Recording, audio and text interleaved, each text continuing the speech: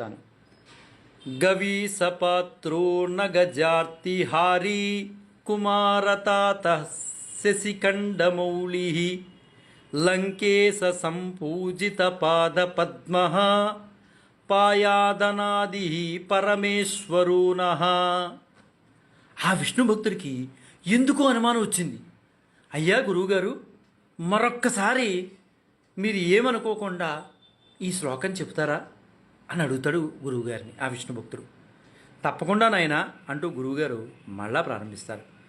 గవీసపాత్రో నగజార్తిహారీ కుమారతాత శశిఖండమౌళి లంకేశ సంపూజిత పాద పద్మ పాయాదనాది పరమేశ్వరూన. ఎందుకో అనుమానం.